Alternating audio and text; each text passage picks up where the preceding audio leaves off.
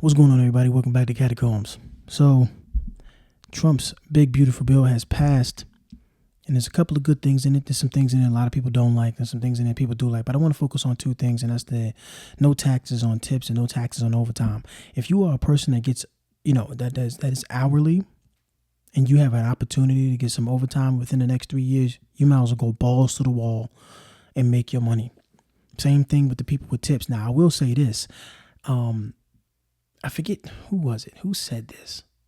I forget, but it was a woman who said something about the tips getting out of control. You know how some restaurants have the gratuity already in, the tip already included in the price.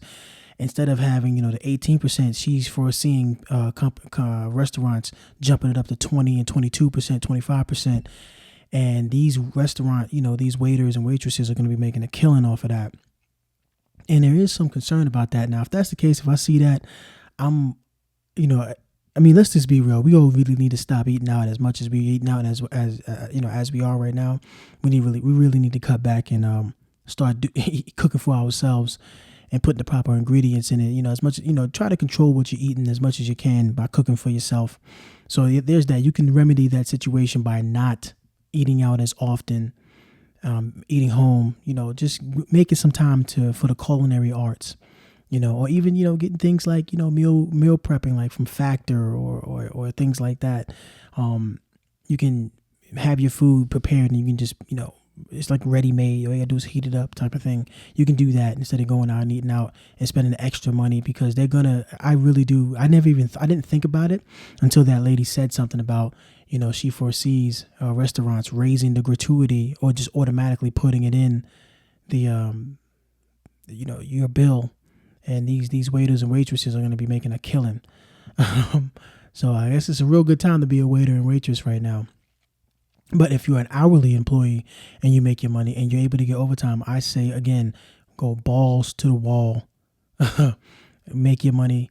Do it while it's there. Because, again, these particular tax breaks are only lasting for 3 years. Until I think it's 2028. Then they expire on 2029.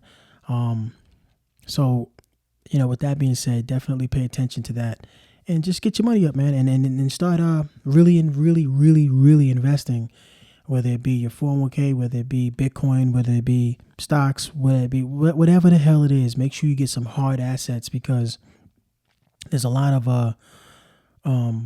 talk about 2030 being the year that major disruption is going to be happening, or going to be just undeniable disruption because of AI and the jobs that that are being lost because of it. AI is just uprooting a lot of people.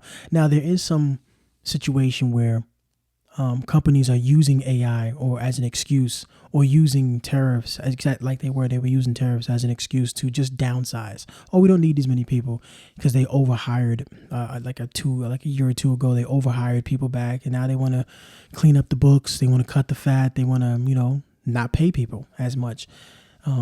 But even so, even though that may be an excuse for right now, eventually the AI will be for real.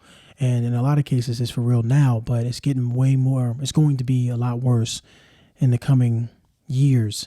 So if you're a person that's about to go to college, you might want to really think hard about what the hell you're about to study and spend and borrow tens of thousands of dollars to go to school to learn. Paying $400 and $500 for books. Shit like that. You really want to pay attention to what you're about to get yourself into. If you're a person who's, a teenager about to go to college, really think about that shit. There's a lot of young men, though, who are, making a switch, going to vocational schools, which is, it's always been a good idea. But it just so happens that the AI revolution is gonna be a little bit delayed for to get to the vocational, the trades, the plumbers, electricians, the HVAC mechanics, plane mechanics, all that stuff, all those guys, and it's mostly guys, those guys who are getting looked down on by a lot of these white collar women. I'm just gonna get my popcorn and enjoy the show. Yeah. So, but yeah, I think this isn't going to be the only video I'm making about this bill, because apparently there's some other stuff in here that's not really that great. But what bill doesn't have pros and cons? Let's just be real about it. The no tax on tips and no tax on overtime, they heavily focused in on that, especially for the average person who works like that.